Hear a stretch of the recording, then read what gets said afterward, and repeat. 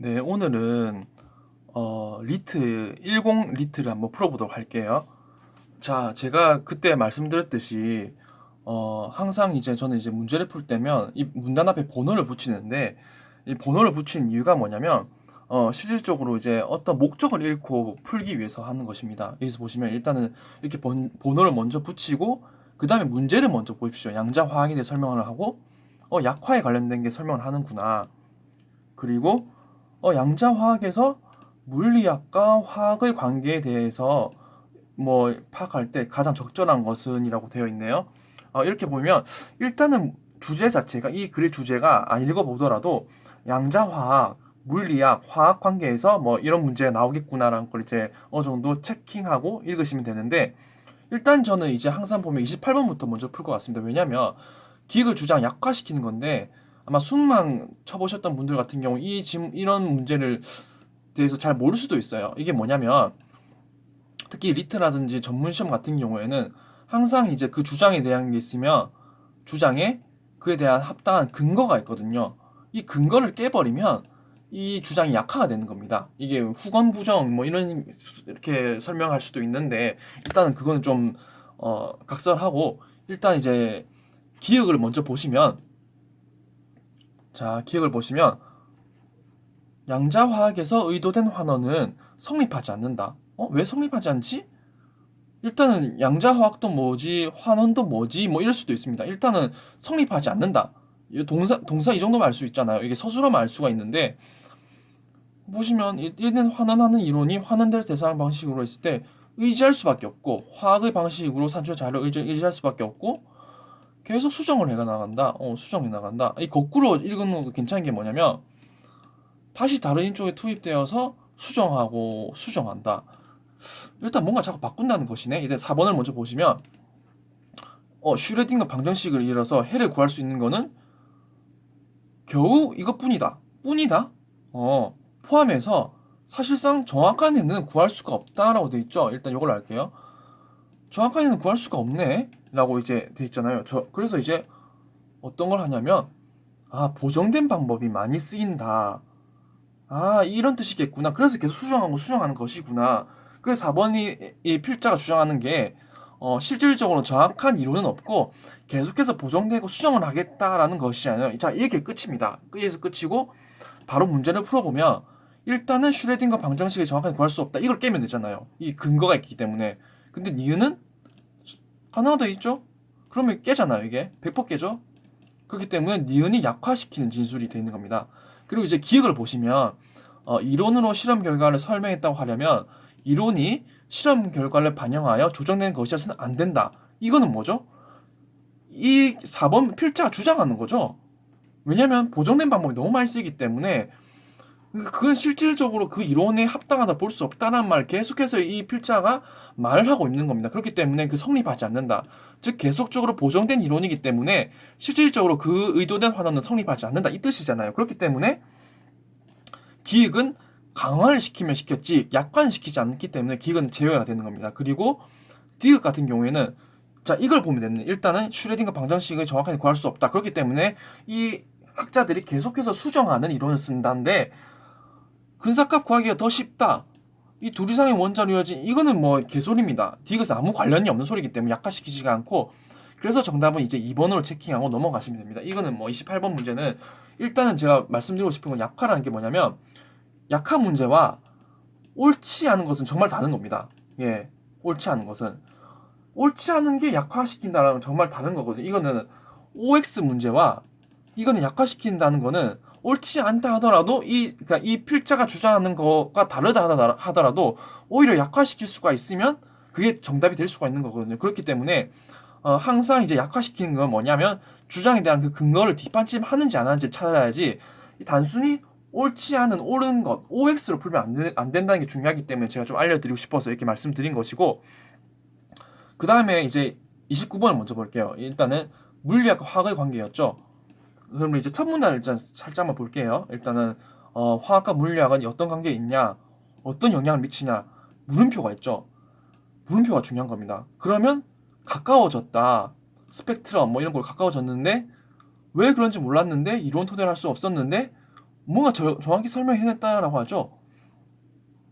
화학자들은 설명하지 못했는데 물리학자들은 정확히 설명해냈다. 전 이거 안 읽습니다. 저 읽어도 잘 몰라요. 이 문과라 가지고 문송합니다 있기 때문에 화학자들은 못했는 건데 물리학자들은 정확히 설명해냈다.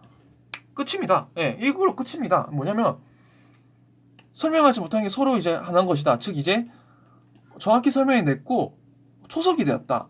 즉 두 관계가 빠짐없이 제공할 수가 있고 아 그런 거구나. 서로 이제 보면 이제 일단은 빠짐없이 얘기할 수가 있고 훑어 읽기를 하십시오. 훑어 읽기. 이게 의미 있는 것은 아니고 모두 발전한다. 뭐 이런 거죠. 그러니까 얘가 못했던 거는 제가 하고 제가 못했던 건 얘가 하겠구나라는 걸 생각을 하고 보시면 되는데 일단은 발전한다겠죠. 하나하나가 이제 원래 처음에는 아예 이게 거리가 있었는데 어떠한 계기로 해서 합쳐져서 발전한다라는 게 이런 주장이잖아요. 발달의 초석이 되었다. 양자역의 발달 초석이 되었고 끝입니다. 끝입니다. 이 끝이기 때문에 발달 찾으시면 됩니다. 발달. 발달 없죠? 발달 있죠? 발달 없죠? 발달 없죠? 융합인데 세분야 탄생을 시킬 것이다. DNA 연구는 불완전하게나마 대체가 아니죠. 이거 대체가 아닙니다. 왜냐면 공존은 해요. 공존을 해서 이제 새로운 이제 양자역학이 만들어졌지만 대체는 아니거든요. 그렇기 때문에 이제 5번이 X죠. 그러니까 이제 답은 2번인 거죠. 화학적 기반 발달을 촉진하고 있다.